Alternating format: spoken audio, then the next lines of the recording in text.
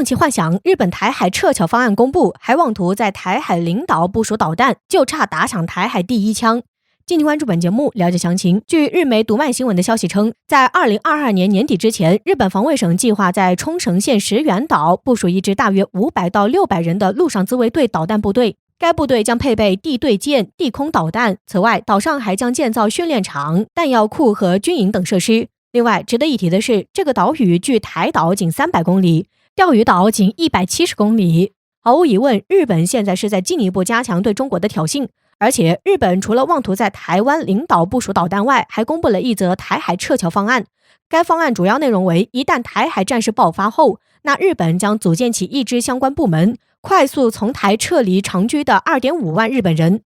除此之外，还将撤离美国人和部分其他人群。种种举措让人不由得内心泛起嘀咕：日本人现在这打算，就差打响台海第一枪了，难道真要开打了吗？就目前来看，我们确实要放弃幻想了。因为针对计划部署导弹距台仅300公里这一行为，日本防卫省的发言人毫不避讳地表示，这主要是为了提升美日同盟基于第一岛链的防御态势，加强日本自卫队在西南诸岛的防御能力，进而更有效地对抗中国的海上势力。需要指出的是，在石垣岛上署名的反舰和防空导弹只是日本防卫省加强西南诸岛防御能力的一部分。此外，日本防卫省还计划在马毛岛、石垣岛上陆续部署自卫队基地和电子战部队。对中国的高速发展，估计日本人是看在眼里，急在心里。因为中日之间的历史渊源，注定了他十分害怕中国越来越强大。到时候找他算计旧账，更怕中国再回收钓鱼岛。两岸统一后，国力会得到迅速的提升，而且会借机控制日本对外贸易的出入口。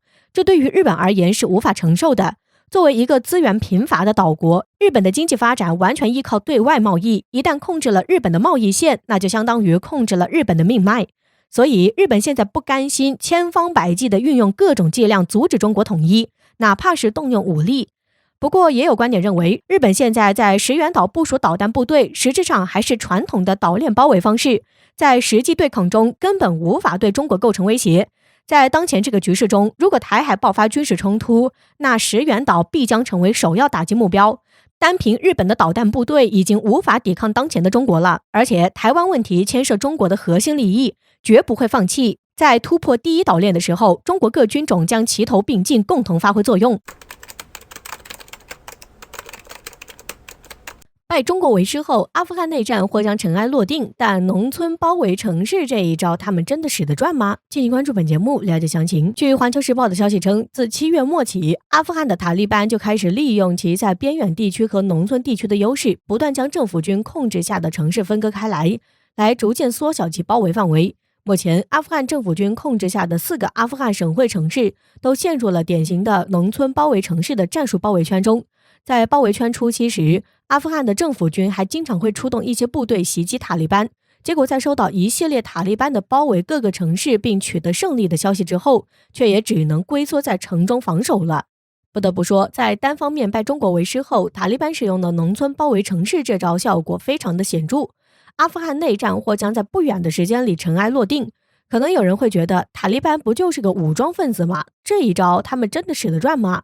其实吧，这一招对于他们来说真不是什么问题，因为塔利班在阿富汗已经存在了几十年，并且已经有了民众基础。就比方说兵员、后勤等的补充也是如此，而且实际占有了大量的土地和一些不大的城市，再加上阿富汗、巴基斯坦属于一个农业人口占比很大的国家，因此农村包围城市的理论很有用。发展到现在，塔利班早已不再是一个单纯的军事组织，他们已经成为了一个有着明确思想和准则的政治体系。除了领导层外，基层也拥有着大量的外交和经济人才。但是21世纪不比以前，在全球化的浪潮中，有思想武装的军队想要翻身也并不容易。所以即使在面对问题很多的北方联盟组成的政府军中，塔利班仍然需要依靠外部势力来牵制政府军。就比方说这段时间以来，频繁能看到他们希望中企能去阿富汗进行基础建设，但是吧，同我们相比，塔利班的经济发展的确是走偏了。不过这也没办法，毕竟宗教拉得太紧了，所以希望中企能够入驻阿富汗也不排除这个目的。要说塔利班有这个想法，倒也没什么大问题。可是美国人现在也参与了进来，美国国务院甚至还将主动促成中国介入阿富汗局势，为此还引发美媒福克斯的不满，称这是在为中国利益服务。不过，中国真的有必要淌这趟浑水吗？美国进入阿富汗的价值就在于它是欧亚大陆的交汇点，而中国也是欧亚大陆的交汇点，而且在中亚地区，中国和阿富汗存在地缘竞争，而阿富汗的混乱则是中国主要的地缘利益所在。可以说，在所有大国中，只有中国不需要阿富汗，即便需要阿富汗，也只需要一个混乱的阿富汗。因此，中国完全没有必要去淌这一浑水。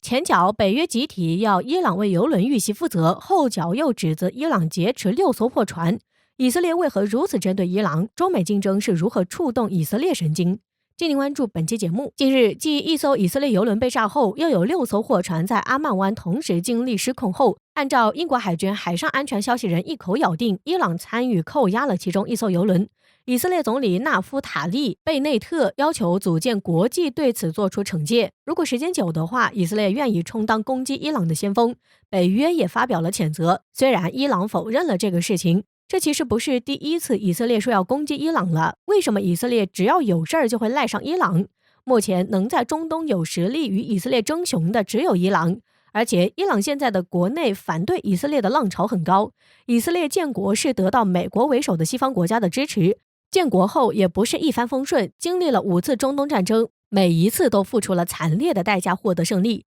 而伊朗目前是在帮助参与5次中东战争的国家稳定国内情况，这让以色列恨之入骨。经历联合国制裁的伊朗实力大损，但是近年搭上了中国的快车，3月签订25年全面合作计划，这意味着伊朗将在经济上迎来大爆发的时代。基建狂魔对伊朗进行的基础设施投资和建设会进一步加大其实力。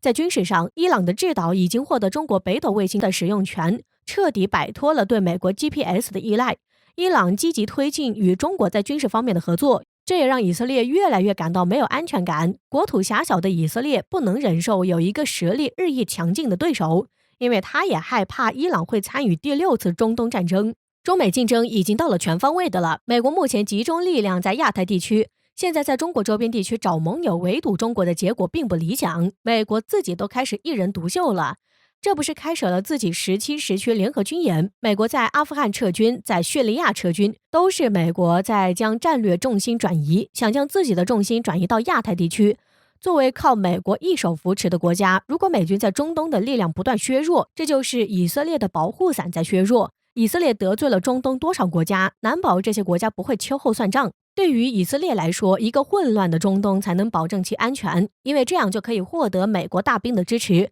没有任何中东国家敢挑战它了。中美竞争日益激烈，美国开始在全球部署收缩。对于以色列来说，绝对不能放过美军撤走，不仅不能走，还得加强。以色列疯狂地攻击伊朗军事基地，甚至放言自己甘当先锋，就是想得到美国的支持。在美国与伊朗谈伊核协议的时候，就不忘搞事情。实际上，中美竞争不可避免影响美军部署。美军在中东的一举一动都会触发到以色列的敏感神经。美国霸权的终结不过是时间问题，所以以色列要在霸权结束前，利用美军狠狠重创中东强国。管窥印度新战机招标，想挑个能打赢歼116的真难，贵的怕被坑钱，便宜的怕打不过中国，更何况还有歼20。敬请关注本期节目。根据欧亚时报的报道，美国波音公司正在积极向印度兜售其最新的 F-15EX 战斗机，这可不是什么外销侯版，因为美国空军也已经订购了此款战机。目前双方已经签订了230亿美元的合同，波音将向美国空军提供144架 F-15EX 战斗机。美国选择在此时向印度兜售最新的战斗机，主要还是因为目前波音公司仍处在危险的财务危机状态，即便加上美国自己的输血，波音也未必就能赶过这一关。所以此时美国也顾不得其他的风险，愿意向印度出售自己的主力战机了。以往美国不愿意向印度出售战机，一是因为面对中国空军容易有泄密的问题，二来印度空军在作战中历来表现不佳，万一再被巴基斯坦击落几架，难免砸了自己的招牌。波音公司一直强调自己的 F-15EX 是目前全球少有的重型双发战斗机，也是唯一能与中国的歼116并驾齐驱的机型。这一点是其他中轻型战机无法比拟的。比如波音宣称 F-15EX 最多可以携带22枚空导弹，称得上世界之最，但印度空军内部依然存在争论。虽然印度在中印边境修建了不少的前线机场，但其实这些机场的维护条件是比较差的。从苏30 MKI 的使用经验来看，在前线维护重型双发战斗机是非常麻烦的。所以此次招标一开始，印度的目的就是继续采购中轻型战斗机，而不是重型战斗机。印度采购战斗机的另一个巨大障碍是和印度政府对技术转让的要求，也就是说，谁愿意出售更多的技术，谁获取的可能性就大。法国达索公司提出的方案是，印度继续追加采购另外36架阵风战斗机，那么法国赛风公司就会出售一条 M88 发动机的产线给印度，